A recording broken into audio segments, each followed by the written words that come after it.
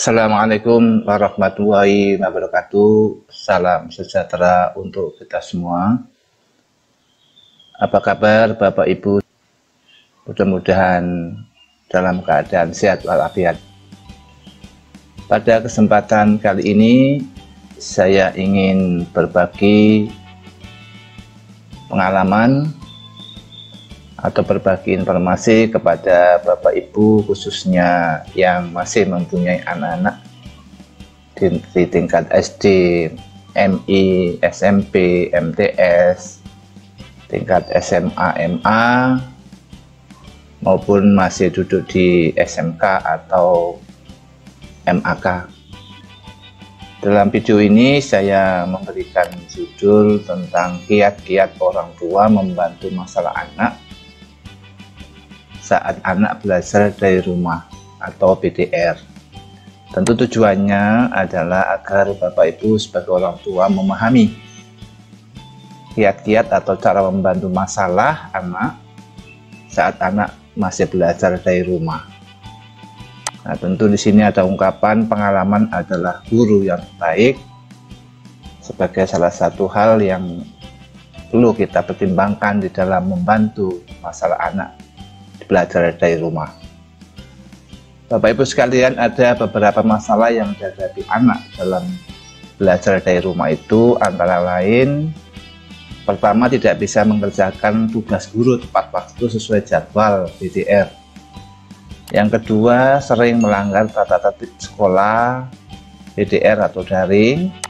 Yang ketiga, ini juga hal yang mungkin terjadi adalah terjadi kejenuhan dalam belajar dari rumah.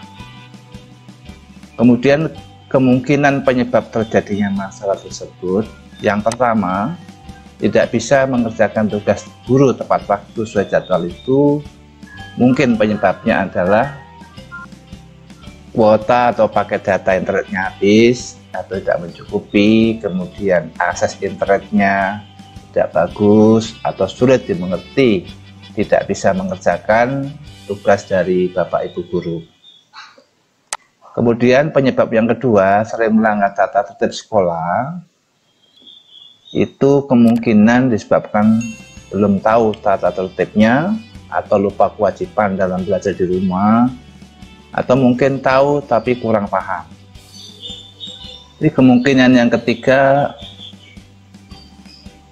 penyebab terjadi masalah kejenuhan belajar itu adalah dipengaruhi oleh karakteristik pribadi, dukungan sosial, dan beban akademis. Jadi menurut Yakub, karakteristik pribadi ini dalam pengertian memang melekat pada diri pribadi individu itu sendiri, seorang. Misalnya anak itu punya sifat idealis, ya, tidak mampu mengendalikan emosi, serta kurang sabar begitu. Ini juga rentan mengalami kejenuhan belajar. Kemudian dukungan sosial ini terkait dengan dukungan lingkungan belajar di rumah. Kemudian juga beban akademis, maksudnya beban yang dipikul oleh anak-anak dalam belajar ini cukup banyak, sehingga ini menyebabkan kejenuhan-kejenuhan. Bapak Ibu sekalian, bagaimana kiatnya? Ini saya menawarkan kiatnya adalah menggunakan tips baju koko. Nah, yang saya maksud baju koko itu pertama adalah bagi jadwal waktu untuk anak. Nah, contohnya kayak gini. Di contoh bagi jadwal untuk anak belajar PDR, orang tua membagi waktu antara pekerjaan sendiri, maksudnya, dan menyempatkan cek kegiatan PDR anak.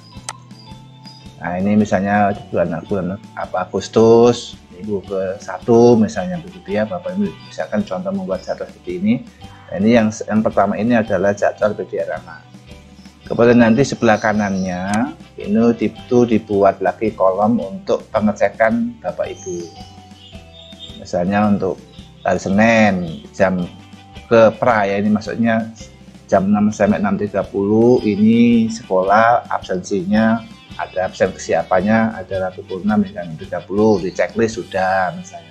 Keterangan belum karena ada masalah. Terus jam ke 0 jam 6.30 sampai pukul 7 ini kegiatannya misalnya tadarus atau baca kitab.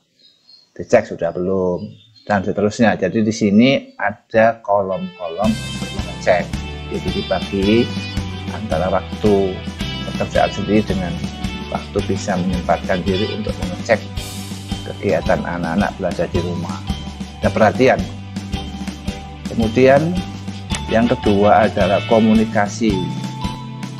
Nah, komunikasi ini bagaimana maksudnya? Nah, komunikasi itu di sini kalau tadi masalah-masalah ada kuota, akses internet, sudah dimengerti, tidak bisa mengerjakan tugas guru.